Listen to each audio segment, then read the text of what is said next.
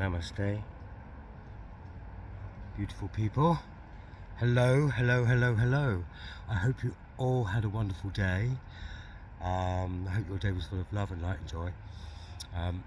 Welcome to another Confessions of an Alcoholic. I've just been to an AA meeting. It was a living sober reading from the book. I heard lots of stories, AA makes me feel like a normal person. Well, I know, you know me, I don't like to be a normal person. But it makes me feel that I'm with people who understand me, which is very important on a road to sobriety. I thought I got to the stage, I thought, where I'd gotten rid of all the people, the negative people in my life, and I forgot what an over. Sometimes I suffer very much from being an overgiver, and I try to give too much and please people all the time. And I pretty much reached that phase recently where actually I don't give a fuck what people think about me. I had to let a couple of people go today on Facebook because they constantly put negativity on my posts. And do you know what? They're the people that just do it for the fucking hell of it. It's like there's no rhyme or reason. My beliefs are my beliefs. I don't want somebody posting, well, actually what you've said is a load of bullshit. There's no block. I don't give a fuck. If I'm allowed to believe what I believe. So I decided those people are actually supposed to be my friends. Well, they're actually part of my old life, so to be honest, bye-bye. But it kind of took me back slightly because I thought I'd done that bit. I thought I got rid of all the naysayers and the negative people, but of course that's always going to happen, isn't it? It's going to continually happen. So today's AA Living Sober reading was all about loneliness, and over the last 2 years I felt very lonely, very lonely, very lonely. I know you've all been along the journey with me. I don't feel lonely anymore because I've gone back out into the world and I'm being creative and doing bits and bobs and volunteering and just sort of being part of my community, which is wonderful. And so when I go home now, it's like, actually, it's not lonely, it's my space. This is my space. And I remember reading that chapter in the Living Sober book a year ago. I think I probably had a drink actually at that point. And really just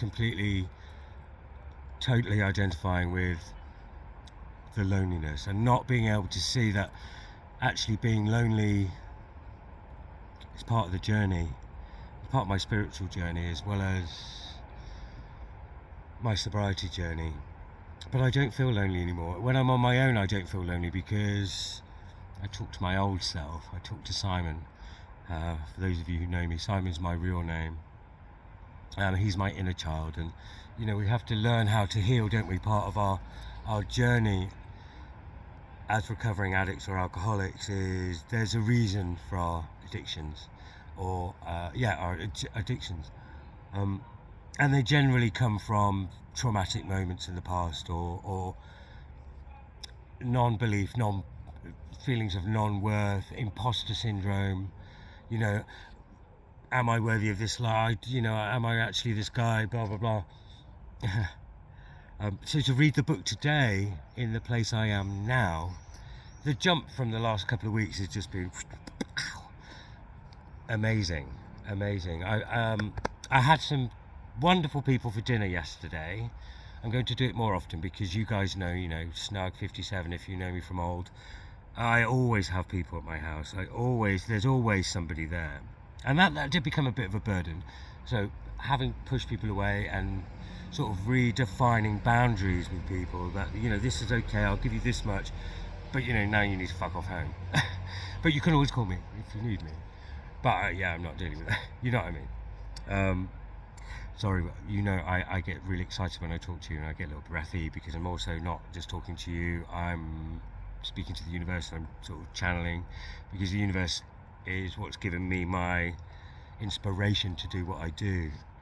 And uh, I like to share my journey, because quite often we're so shit in this country. We go, well, no, I'm fine. No, I'm fine.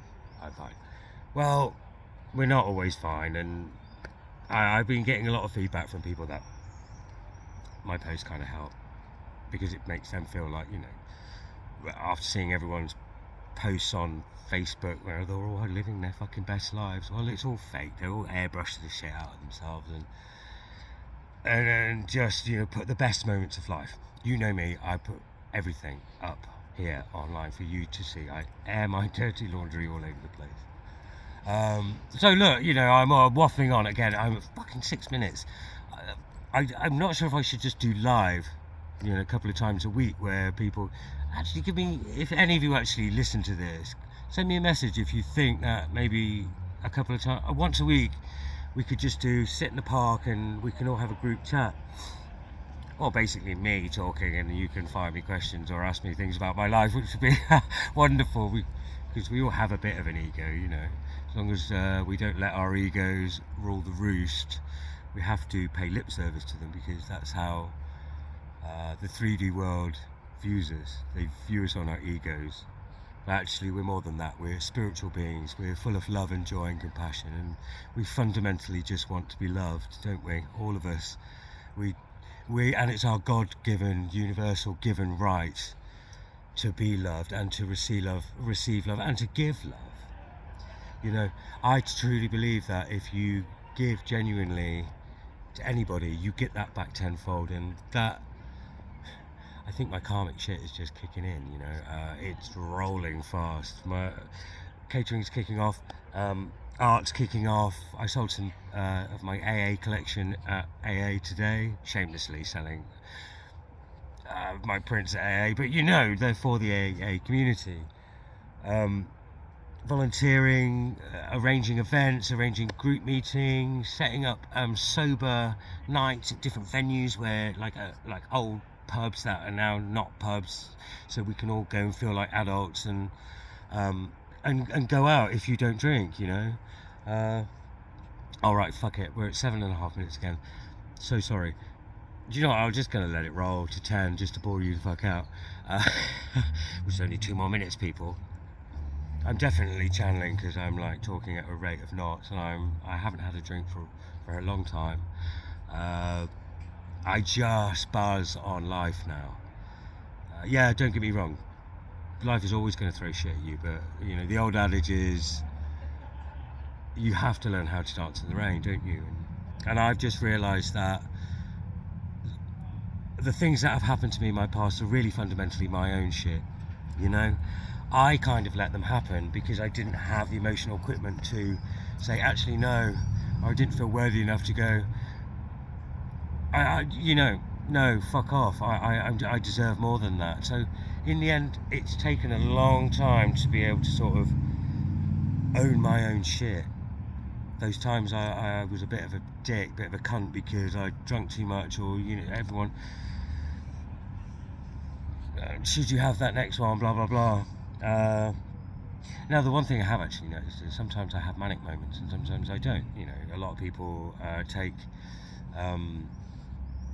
medicate for that crap. I don't do that anymore. It's like my heart beats to a different rhythm than most of you guys.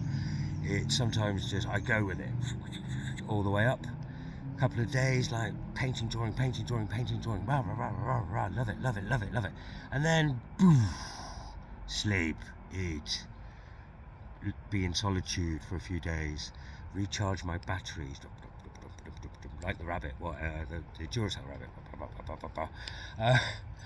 and then go boof back out into the world. And a lot of us are governed by. I'm lucky now, because I'm fucking skint all the time, but I work when I want to. I pay my rent, I pay my bills, but I don't really have much after that. But I'm happy because I am in control of my life. If I go, right, today, fuck it, I just don't want to be around people, people are just, too peoply for me. You know, I hate the word snow. No, I don't hate the word snowflakes. Snowflakes everywhere, you know. It's people just, who live in 3D.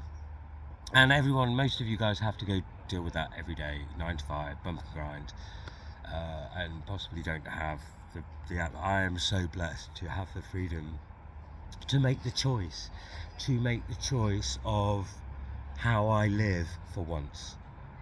And that's relating back to what I was saying about the book reading today. It's my choice. Do you know what? My fucking standards are so high now. For anyone to romantically share my life. You know, I'm so picky about my friends as well these days. It's like, if I'm even worried about whether or not you're a narcissist in disguise as an empath, or, you know, a decent person trying desperately not to be a twat because they want something from you. I'm so wounded from that over the years. So I'm so wary. I've had to, even, you know, new friends I've made who I love to bits, I've actually put them down for a little bit so I can think about whether or not they're genuine or not. Which, you know, fuck it. I need to do it. I need to set boundaries in life and just say, look, fuck it. Today, no. No. So, in hindsight, I'm now 11 minutes 30, which is fucking ridiculous. The snow, it's done. We're snowballing in the right direction, kiddos. I absolutely love it. I couldn't have done it without you guys. So much. I could not have done it without you guys, and the support and understanding, and I love you guys so much. So namaste, have a beautiful evening, have an even more joyful day tomorrow, and believe in miracles, kiddos. Seriously, believe in miracles, because they do happen, and just take that moment to see the world like you did when you were a kid. And you didn't have to deal with all the shit that we deal with on a daily basis. And you could take time to jump in puddles and chase pigeons and talk to the birds and just spark up a conversation with somebody you don't know for no reason, because you don't have that separation with humanity, which is what we get taught all the time. I absolutely adore life. Look, oh my gosh, I am the longest one I've ever done, nearly 11 minutes, so I'm going to let you go to bed. Please, peace, love you guys.